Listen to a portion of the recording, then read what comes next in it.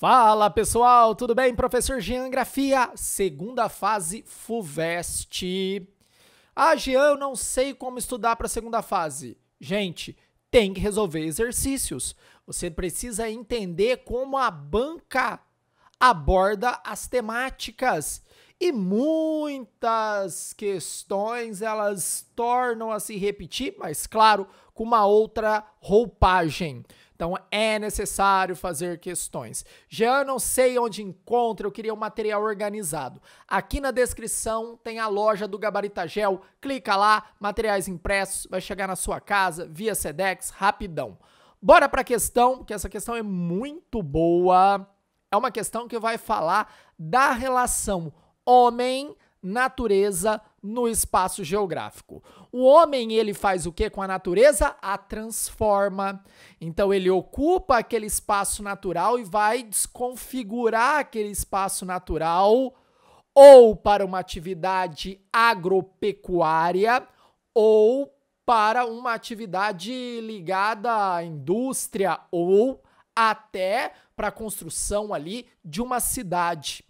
O homem altera o meio e não pensa nas consequências. E essas consequências vêm. Demora? Sim. Porque a natureza, o processo é muito mais lento. Mas quando vem, vem a cavalo e aí o homem sente a força da mãe natureza. Olha, profético. Bora para a questão muito boa da FUVEST. As figuras representam um mesmo evento chuvoso em 3 bacias hidrográficas semelhantes. Olha que ponto importante aqui. Quando nós falamos de bacia hidrográfica, nós estamos falando de região, vamos anotar, Gabaritagel, região geográfica.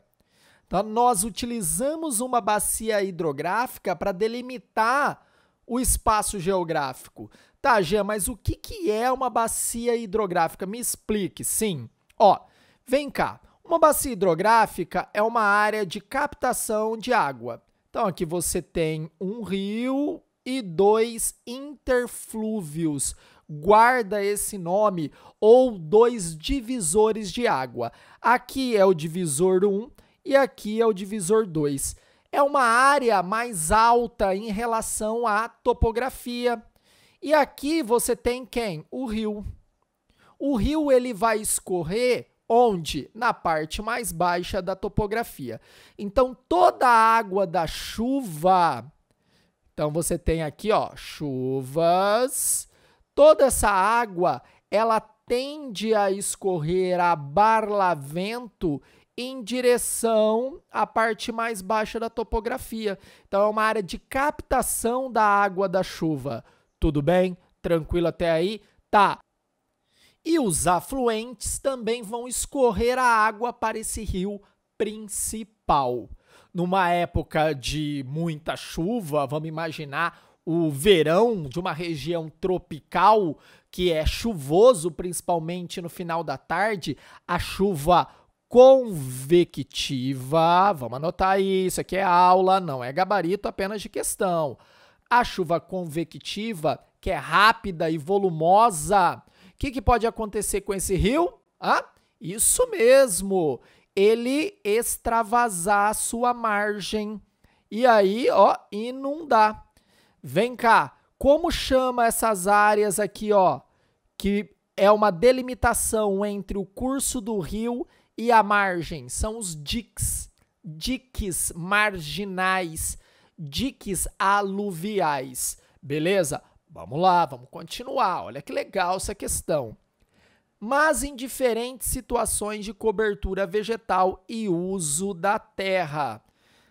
Então, temos ali 3 bacias hidrográficas, mas a cobertura é diferente. Bora lá. O gráfico representa o comportamento da vazão dos rios de cada uma das 3 bacias após esse mesmo evento chuvoso. Então, você teve aqui, hipoteticamente, 3 precipitações com a mesma quantidade de água em 3 bacias diferentes. O que difere? A cobertura vegetal. Aqui nós temos uma área de produção agrícola, que poderia ser cana, poderia ser soja, poderia ser algodão. Aqui nós temos, ó, uma área urbana. E aqui nós temos uma cobertura natural. Tudo bem? Anotem, agora é a hora de riscar. E aí ele vai falar aqui, ó, do comportamento da vazão dos 3 rios, que são os 3 rios aqui da bacia. Tá, o que que seria essa vazão? É o volume de água que passa por uma seção em determinado tempo. Tudo bem? Então, você tem lá um rio, vamos pensar de uma seção de 1 metro. Então, quanto de água passa ali em determinado tempo? E aí eu tenho a vazão. E aí ele vai dar aqui um gráfico muito legal que vai mostrar o fluxo de água no determinado tempo. E aí aqui no Y você tem um pico de fluxo de água num curto espaço de tempo. No W, você percebe que a distribuição é mais equilibrada e mais distribuída no tempo. E o Z, você também tem ali, né, praticamente um pico ali na metade do tempo do W, tá? Então, você já analisa que você vai ter um escoamento aqui no Y muito rápido, aqui um escoamento mais demorado e aqui um escoamento que está no meio termo aí. Vamos para a questão, que aí vai ficar mais fácil a nossa análise. A. Identifique na página de respostas qual é o número da bacia hidrográfica que corresponde a cada uma das 3 curvas de comportamento apresentados no gráfico Y, Z e W. Bora lá para analisar. No caso dessa cobertura vegetal aqui, ó, número 3, vamos fazer a nossa análise. O que acontece aqui? Quando a gotícula de água ela vem em direção à superfície, ela vai encontrar essa parte aqui, ó, que é a principal proteção de uma cobertura natural, que é o dossel, que é a copa das árvores. Parte dessa gotícula de água já fica presa aqui e parte diminui a sua força, escorrendo sobre as folhas, escorrendo sobre o tronco e chegando até o solo de uma forma muito mais lenta. Então, a água, quando você tem a cobertura vegetal, ela chega de uma forma mais lenta e chegando com uma quantidade menor de uma forma mais lenta, ela percola, olha que palavra bonita para você colocar na prova, o examinador é geógrafo, vai adorar. Ela percola sobre os poros do solo e vai infiltrando muito devagar, fora que é uma quantidade menor. Então, o escoamento superficial, guarda isso aqui, ó, o escoamento superficial, vamos anotar, gabarita gel, é menor. O fluxo de água vai ser bem menor. Diferente aqui no 2. Para pensar. Você tem aqui todo um geossistema favorável? Claro que não. Por quê? Você teve uma interferência do homem aqui, ó. Interferência. Como eu falei no início da aula, quando o homem interfere, a resposta da natureza é feroz, muito feroz, galera. Então, ó, a gotícula de água aqui, ela não tem nenhuma proteção para diminuir o efeito splash. O que é o efeito splash, Jean? É aquela força que a água cai no solo. Se ela não tem nada para proteger, cai rápido e faz splash, e descompacta o solo. No caso aqui, é isso que acontece, ó, a gotícula de água vai caindo com tudo. Aí você fala, mas Jean, tem aqui, né, os prédios, isso vai proteger, vai diminuir o efeito splash. Só que não, galera, porque quando a gotícula de água ela vai bater aqui, ó, na casa, pensa, ela vai ganhar mais velocidade. Ganhando mais velocidade, aumenta o processo erosivo. e aí vai levar ao assoreamento. Estamos falando de uma bacia hidrográfica. Tranquilo. Já na área agrícola, o impacto vai ser menor. Porque aqui vai diminuir o quê? A velocidade da água no solo. Porque parte vai infiltrar, ou melhor, vai percolar sobre o solo. Lembrando, gente, olha aqui, ó, o solo está exposto em algumas partes. Você tem solo aqui, ó, exposto. A diferença da área agrícola da cobertura vegetal é o tamanho dos vegetais, que no caso aqui são bem menores e possuem uma capacidade muito menor de absorver essa água. Aqui você tem um solo todo, e aí, impermeabilizado, isso mesmo, aumentando o fluxo de água, aumentando a vazão em direção ao rio, e aí você tem as consequências dessa interferência. Que show, que show, que show. Tá, quais são as consequências? Gente, tudo impermeabilizado. A água desce em direção à topografia mais baixa, que é o rio. O que acontece?